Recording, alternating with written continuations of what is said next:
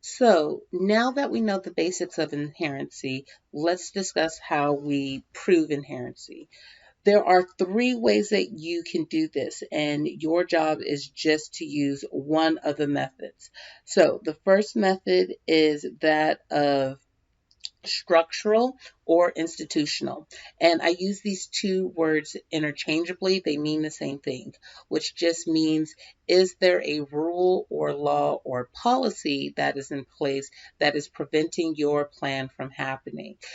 So, for example, let's just say if our topic was about marijuana and that maybe you want to make an argument about why marijuana should be legal federally. We know it's legal at the state level, but anytime anyone partakes in that substance for medicinal or for recreational purposes, they are still violating federal law.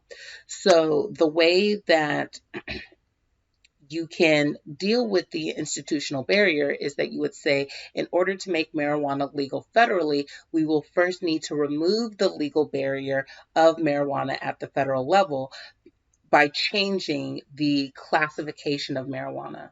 Marijuana is still classified as a Schedule 1 drug, which is why it is illegal to partake in that substance at the national level. So if we remove the Schedule 1 classification for marijuana, then it becomes legal to use for medicinal and recreational purposes throughout the nation. So maybe there is a law that is in place that's preventing your plan from happening. You're going to advocate why we need to remove that law. The second way that you can prove inherency is attitudinal. And attitudinal just means that the attitudes of society isn't the right attitude, at least in your opinion, that is going to be helped in order to overcome this plan. So, with attitudinal, there are three ways that you can prove it. Either one, you may have evidence that shows that people just aren't aware that this issue is an issue. And that can be the case, right? People's lives are really busy, there's a lot of things to do. And so maybe they just aren't aware. And because they're not aware, there's not enough support from enough people to actually change this problem. And so you need to overcome the barrier of getting the public informed. The second way that you can prove attitude is that you could say, hey, look, I have evidence that proves that people are aware of this issue, but they just don't care about it.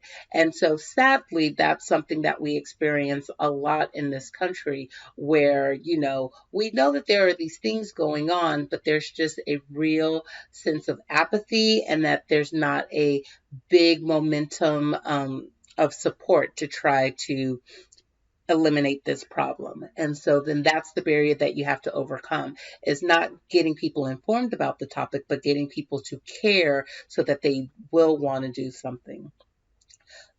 The third way that you can prove attitude is by saying, hey, people are aware of this issue and people do care about this issue, but they are against the approach that I want to take to solve the problem. And so that may be something, especially if the approach that you're taking has a lot of opposition from people in power, wealthy elites, politicians, community leaders, that if there is a groundswell of support of people that are arguing against what you're arguing for, then that's the barrier that you would need to overcome. And so, again, remember, for attitude, you just need to prove one of those three options if you're using the attitude barrier. The third way to prove inherency is through trend. And so what that means is that not necessarily that there's a full complete barrier now, but that you have at least evidence that there is something that is increasing. There's some kind of data, some kind of statistic, some kind of issue that's increasing. And you can prove that if this keeps increasing down the line, it is going to be a problem. So we need to get in front of that before it becomes a major issue. Or it's the opposite of that, that maybe there's some kind of data or statistic or issue that's decreasing. And again, that decrease of whatever that statistic or data is going to cause some kind of problem down the line. And so you want to get ahead of that before it becomes a major issue.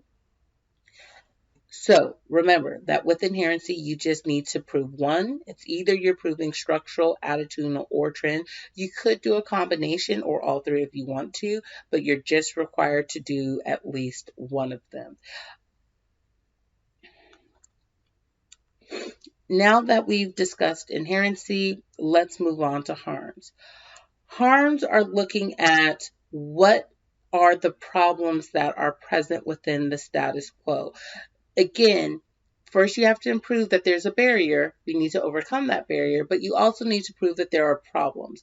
That if everything is fine and everything is great and there are no problems, then we don't really need to change anything. Therefore, your plan becomes non-existent. And so you need to discuss what are the harms that are impacting people negatively. So again, those harms are problems. They are bad things that you think that people should not be experiencing anymore, and that's what you want to tackle. I want your harms to be substantial and significant. I want you to try to tackle large problems within your subtopic area. So not just something that's only affecting negatively one or two individuals, but it's affecting negatively many, many individuals in the problem. It's affecting many, many areas within the country. It's affecting many corporations or industries within the system. So that is your job, to try to figure out how is it affecting the as many people as possible rather than just maybe small insignificant numbers.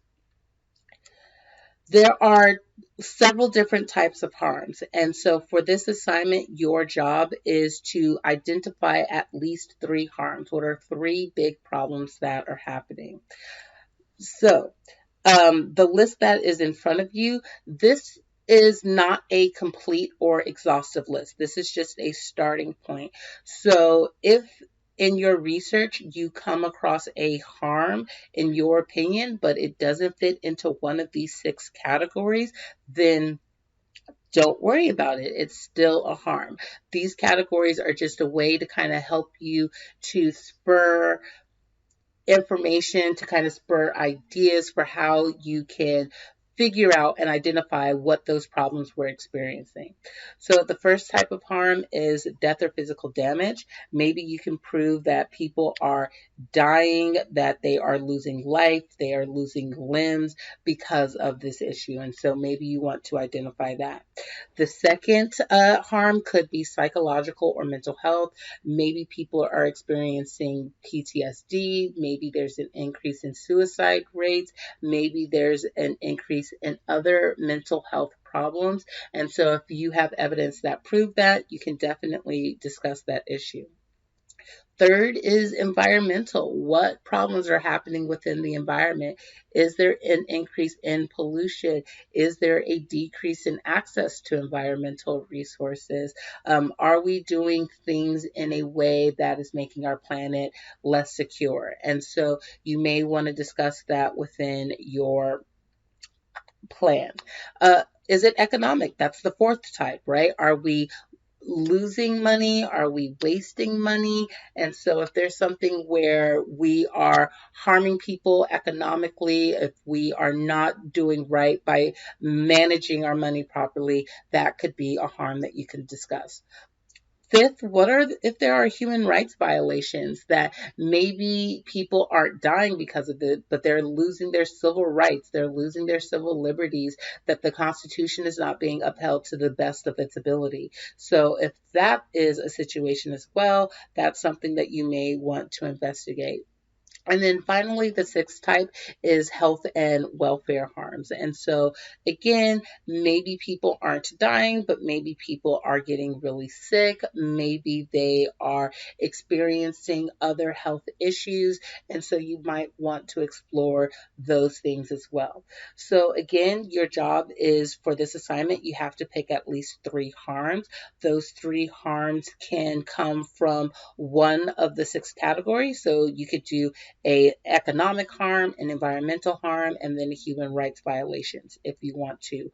Or your harms could come from just one sole category. So, for example, if you know that there are three environmental harms that are happening, something's negatively affecting the air, then the water, then the soil, then you can discuss that too. So, your job is not to only pick one area. You can if you want to, but you could also spread out your harms to the different types that are listed. And again, as stated earlier, if you have a harm that doesn't fit into one of these six areas, it's probably still a harm and you should feel free to talk about it.